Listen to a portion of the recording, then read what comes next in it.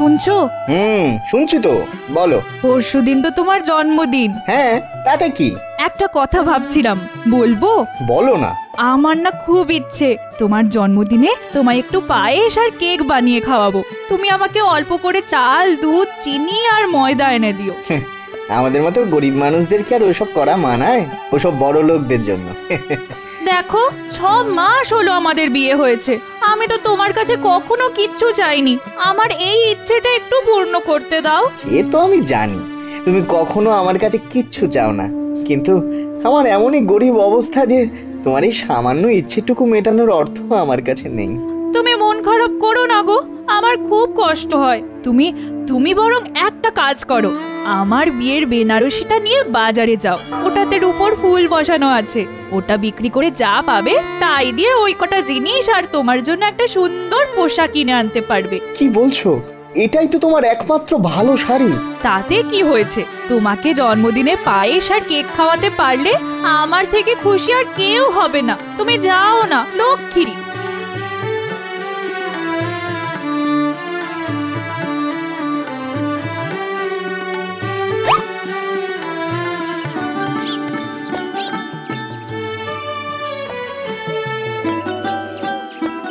হে প্রভু, দেবাদিদেব, আমি যেন আমার ভালো মানুষ বউটার মনস্কামনা পূরণ করতে পারি।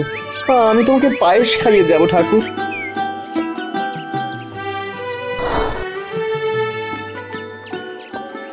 হে শনিদেব, আমার প্রণাম নাও। আমি যেন আমার ভালো মানুষ বউটার মনস্কামনা পূর্ণ করতে পারি। আমি তোমাকে পায়েস খাইয়ে যাব ঠাকুর। হে সিদ্ধিদাতা গণেশ, আমি যেন আমার ভালো মানুষ বউটার মনস্কামনা পূরণ করতে পারি। আমি তোমাকে পায়েস খাইয়ে যাব ঠাকুর।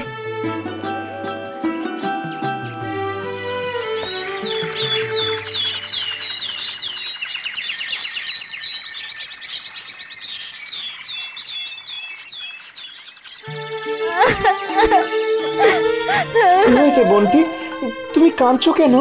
দাদা গো, আমরা খুব গরিব। আগামীকাল আমার বিয়ে, কিন্তু আমার কাছে কোনো ভালো শাড়ি নেই।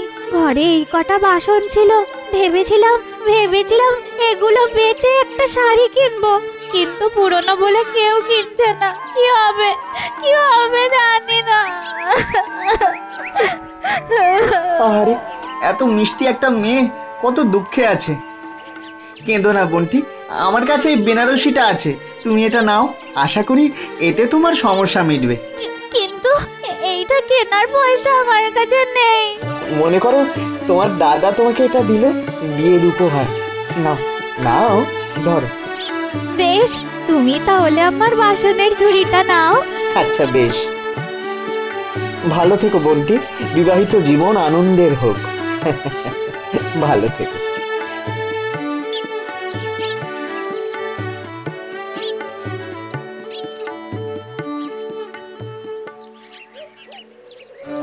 বাবু, ও বাবু, আমার এই ফলগুলি কেউ নাও না গো।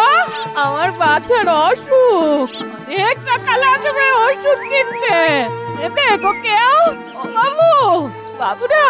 ইস, সত্যি মানুষের কত কষ্ট। হ্যাঁ, ওই কটা ফল বেচে কত টাকাই বা পাবে? বাড়িতে আবার অসুস্থ ছেলে। ও খুড়িমা, ওষুধ কিনতে তো অনেক টাকা লাগবে, এই কটা ফল বেচে কি পাবে?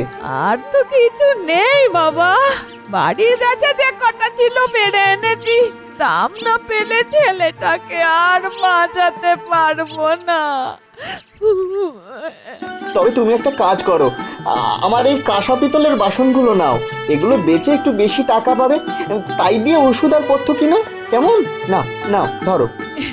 তুমি মহৎ প্রাণ বাবা, তুমি তাহলে এর বদলে এই ফলগুলো নাও, আমার ভালো লাগবে। আচ্ছা বেশ,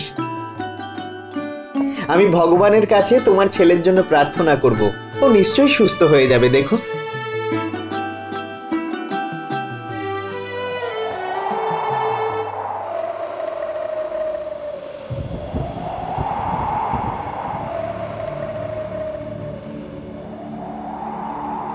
হায় হায় হায় রে, এ আমার কি সর্বনাশ হলো!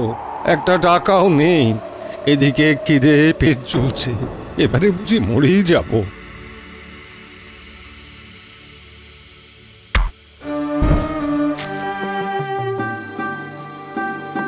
কি হলো দাদু? শরীর খারাপ লাগছে ও দাদু? সকাল থেকে কিছু খাওয়া হয়নি বাবা, আর আর তো হাঁটতে পারছি না। তাহলে এক জায়গায় বসে আগে কিছু খেয়ে নিন, তারপরে আবার ছাতা বেচবেন। আমার ছাতা বিক্রি সব টাকা কোন হতভাগা চুরি করে নিয়েছে। এই এই দেখো দেখো, আর এই ছাতাগুলো সব কাদা লেগে নোংরা হয়ে গেছে, কেউ কিনবে না। খাবার পয়সা পাবো কোথায় বলো তো?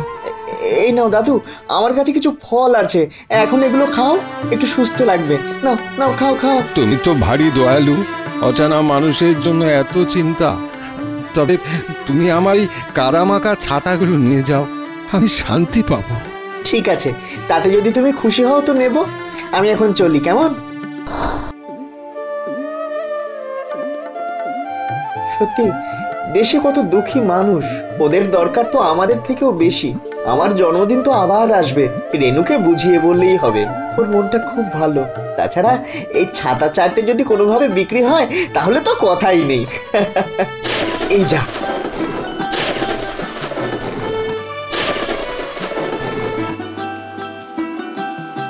আবার বৃষ্টি বেড়ে গেল।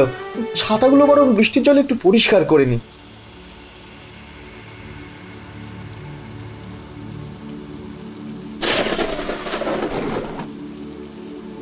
হে মা মনসা, আমাকে ক্ষমা করো, আমি তোমায় পায়েস খাওয়াতে পারলাম না, কিন্তু তুমি বৃষ্টির মধ্যে এমন খোলা জায়গায় থাকলে তো ভিজে যাবে।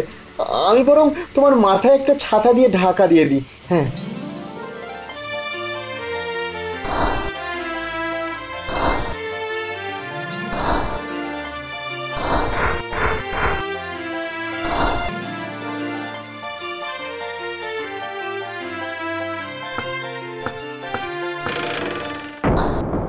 এ বাবা, তুমি তো একেবারে ভিজে গেছো গো, আর আমার বলা জিনিসগুলোই বা কোথায়?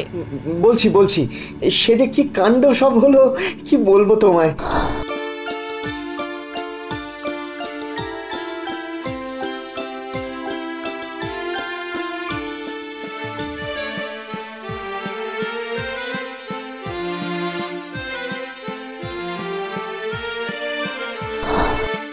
কি বলছো? তোমার উপর আমার ভালোবাসা আরো বেড়ে গেল গো। তোমার মতো দয়ালু ধর্মপ্রাণ মানুষকে স্বামী হিসেবে পেয়ে আমি ধন্য হয়েছি। কাল তোমার জন্মদিনে এই আনন্দটাই আমরা উদযাপন করব। ঠিক বলেছো, তুমিও বড্ড ভালো। এবার খুব ঘুম পাচ্ছে গো আমার।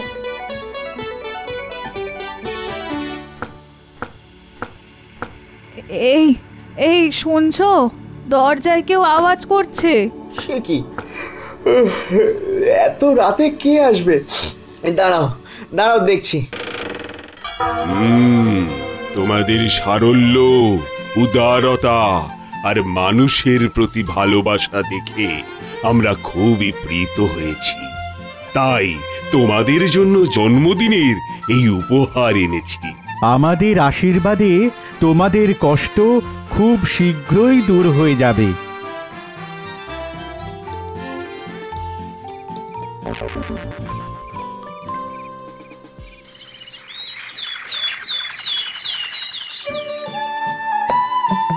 তোমার জন্মদিনে তোমায় পায়েস খাওয়াতে পেরে আমার এত আনন্দ হচ্ছে, কি বলবো। আমার আমার আরো বেশি আনন্দ হচ্ছে, কিন্তু সেটা পায়েস খাওয়ার জন্য নয়, তোমার ইচ্ছেটা অবশেষে পূরণ হচ্ছে তাই। মানুষ যদি সৎ পথে থেকে মানুষের বিপদে তাদের পাশে থাকে, তারা সব সময় আনন্দে থাকে।